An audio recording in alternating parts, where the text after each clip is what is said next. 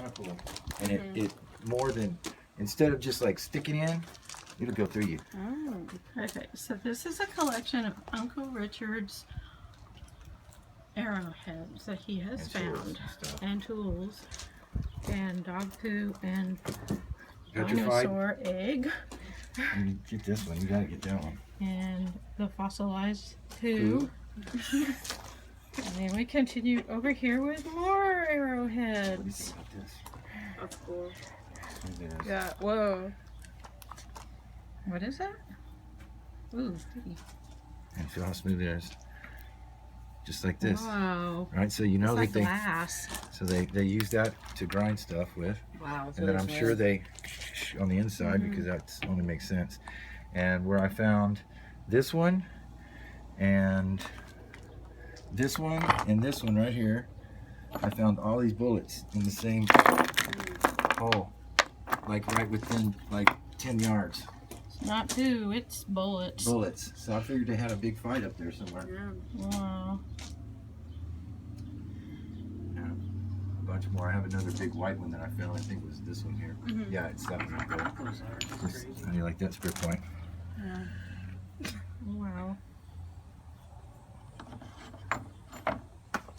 Some of it's real old and some of it's not as old. The oldest ones that I can tell from the book is these two right here, this one, and these two. Wait, start over again? These two right here, this one, and these two. At least that's what it says in the book. Those are about 8,000 years old. Wow. And they might be older than that. And so this would be like for scraping. that would be a knife. It's a knife. That's a meat cutting tool. Okay, that works. So show me how you put it in your hand, like that, Look with at your the, finger. look at the grooves on it, exactly. You can use it either way. It's probably better in her hand because they were left-handed. They used left-handed. Why'd they do it left-handed? From what I understand, they were taught to be more dexterous with their left hand and more gripping power with their right hand, so they would hold stuff like this and then they would use their left hand. Kind of like a guitar player does with his dexterity on his left side. But you can hold them in either hand. When you pick up a tool, it's almost immediate. It becomes immediately apparent that, wow, this is how they used it, you know? I mean, Wow. so it's just, it's everything has, cool. they didn't do anything without a reason. That's a Uvalde. It's another Uvalde. Yeah, they all have that distinct, like, look. That's a Uvalde and another one. I can't remember what the other one is. These are all Frios right here. This I found at the ranch. I haven't been able to find another one except the one I gave Allie, which was perfect in this color flint. Isn't that beautiful? These are all perdizes with this horseshoe shape right here. What is it again? Perdizes. Oh, I'm sorry. Perdinalis. Perdinalis. And then one other thing that I found, which I thought was very interesting, was this piece here, and no one has ever been able to tell me what it is. It's either burnt limestone or they molded clay and put it in the fire that way. But what I think they did was, I think they sharpened their arrows on it, is what I think. Or maybe they had ropes tied around it, and there's 3 of them, they use it to... I got it. So no one has ever been able to tell me what that is. And then these are either horse or bison teeth, I'm not sure. But I found those in the same place I found the dinosaur egg. Wow. And there was a lot of these in there, and I only took 2 because there's so many. But when I find stuff, you know, like the stuff that I made yesterday, I just made that real fast. Well, there's stuff that I found. And what they did was they took the stones from the river or wherever they were, and they give them a rough shape, and they made something out of them.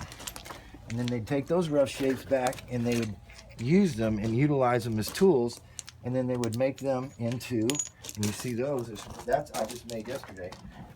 This is stuff that you find all over. It's just laying everywhere. and they call them blanks in the book. How do you like that last point? That's pretty old right there. Yeah.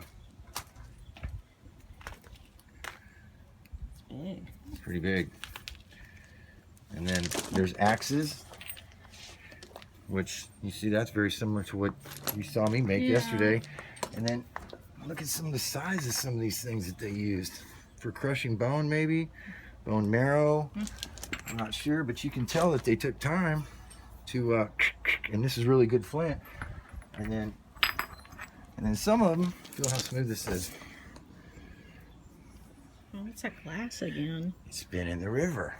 And that's what the river does to it after a while. And so I also think it's been in the fire, but that's okay. But anyway, so here's the axes that they made. You see the axe that I made yesterday.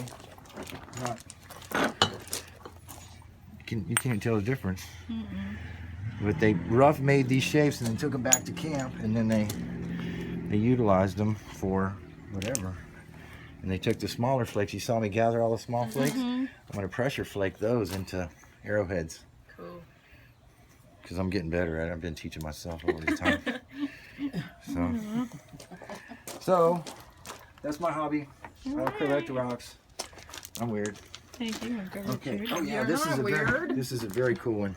I would be. How do you like weird if- that axe head? This is groovy. Blunt on one side, sharp on the other. Put that on a stick about 6 foot long. Wow. What you think? That. Wouldn't that to be a skull splitter, or a dirt plower, Yeah. Yeah. or a tree chopper, Huh. or a skull splitter, which is what I like to believe. This is crazy. That's just a cool. Yeah, that was in Indian Mound. All the stuff I have here I found in Indian Mound. And some of the rocks ain't even from around here. I found this in an Indian Mound here. And I don't know where it comes from. It's petrified something, I think. Or maybe it's agate of some Hot. kind. But I did find a arrowhead, and it's very similar to the one I gave you. Yeah.